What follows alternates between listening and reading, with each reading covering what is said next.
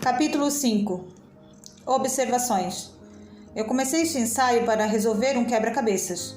Como os democratas conseguem fazer uma campanha com base em programas e ideais republicanos? Orçamento controlado, reforma da Previdência, atitudes hostis contra o crime e valores familiares. E vencer.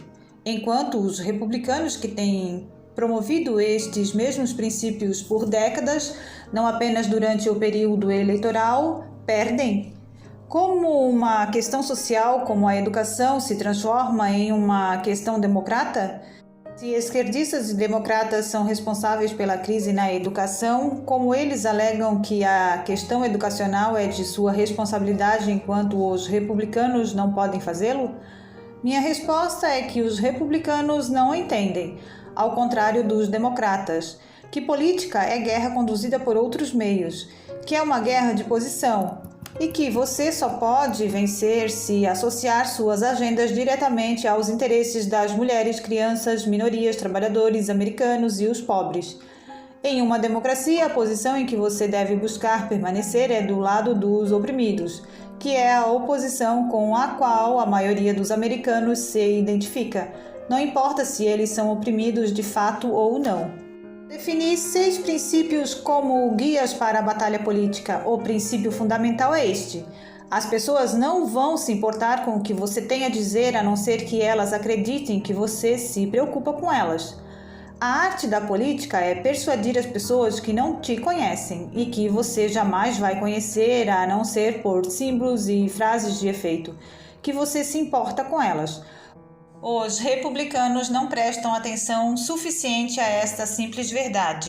Há alguns anos atrás, Ronald Reagan estava em um encontro entre democratas e republicanos. Durante os procedimentos, houve uma pausa na qual ambos os lados ficaram aguardando, com blocos de notas de frente a eles enquanto esperavam para que as negociações retomassem.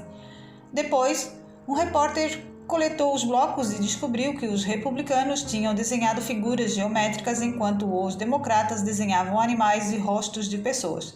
Apenas um republicano desenhou um rosto: Ronald Reagan.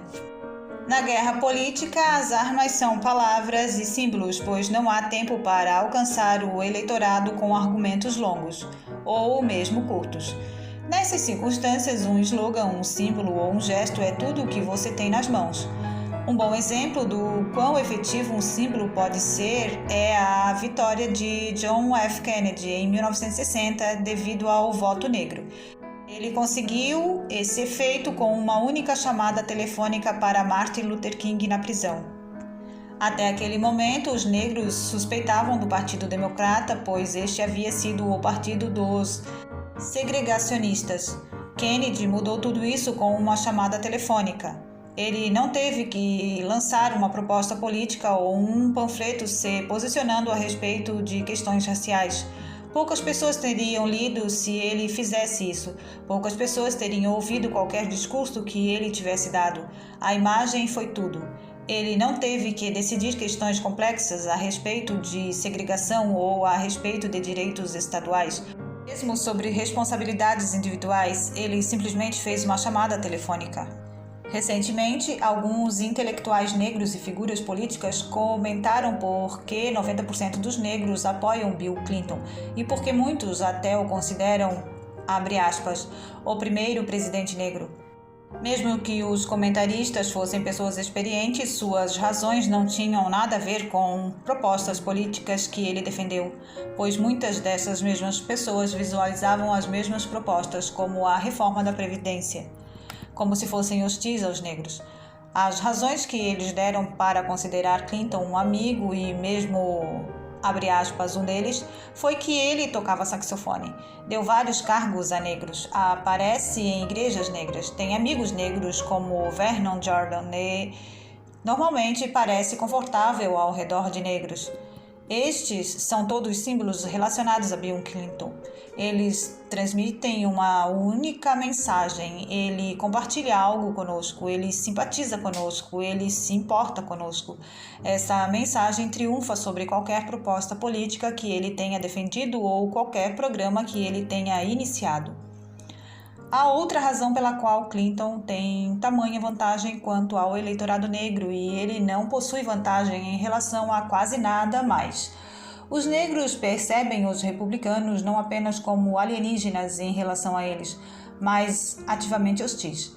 Se os republicanos não são, na verdade, racistas, eles serão associados com racistas, como é alegado que Bob Byrd e Threadlow supostamente sejam. Além disso, os republicanos parecem não se importar. Um republicano negro muito proeminente reclamou ao presidente do Comitê Nacional Republicano, Jim Nicholson, que nenhum membro republicano do Congresso compareceu ao funeral do secretário Ron Brown. Como podem os republicanos não terem pago tributo ao primeiro secretário negro do Comércio? Não foram as propostas políticas de Ron Brown que fizeram os republicanos negligenciarem seu funeral. Afinal, haviam legisladores republicanos no funeral do congressista George Brown, e Brown era praticamente um comunista. A respeito de suas intenções declaradas de inclusão de negros, os republicanos não praticam atitudes necessárias para recrutá-los e demonstrar que eles se importam. Como resultado, apesar de propostas políticas republicanas como redução de impostos e escolha escolar serem benéficas aos negros, a comunidade negra não está ouvindo. A falha de alguns republicanos em alcançar os afro-americanos é uma atitude defensiva causada pelos ataques da esquerda, mas isso não deveria ser usado como uma desculpa para o que é uma séria falha republicana. Os republicanos não são mais racistas do que os democratas, mas os republicanos não fazem esforço algum para mostrar que eles não são.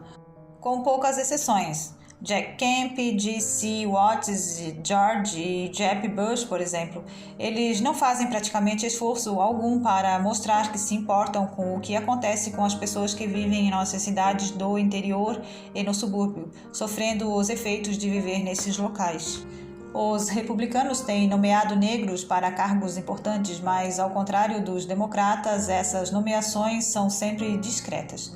Pete Wilson nomeou uma ex-mãe de bem-estar negra para liderar seu departamento de previdência e presidi-lo durante suas reformas.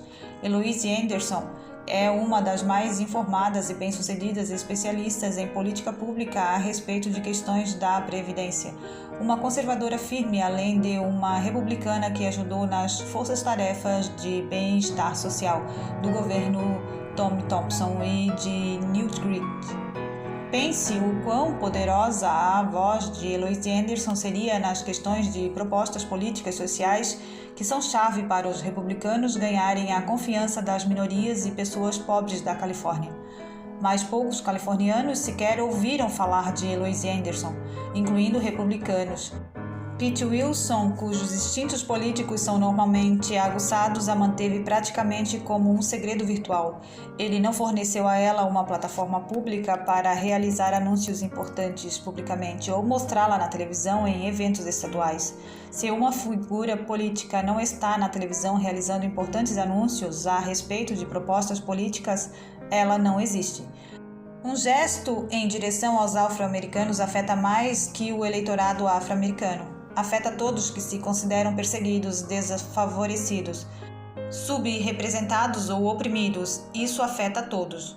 Os princípios que eu delineei fornecem um guia para que os republicanos evitem os erros do passado e passem a posicionar a causa conservadora como aquela que irá libertar os pobres e minorias da opressão do esquerdismo e do estado de bem-estar social. Uma palavra resta a ser dita a respeito da relação entre os princípios e as táticas políticas, sendo que a política é a arte da prática. A relação entre esta e a teoria é uma relação sempre complicada e facilmente mal interpretada. David Horowitz. Notas do tradutor. Aliás, é sempre bom lembrar que Abraham Lincoln foi o primeiro presidente republicano e quando se fala em conservadorismo, especialmente no caso americano, é pela conservação dos princípios defendidos pelos pais fundadores. Outro fator curioso é que Lincoln foi criticado pelos republicanos radicais por sua lentidão no processo de abolição da escravidão, um dado que seria o suficiente para tirar toda a autoridade moral dos democratas e ao se definirem com os representantes dos negros.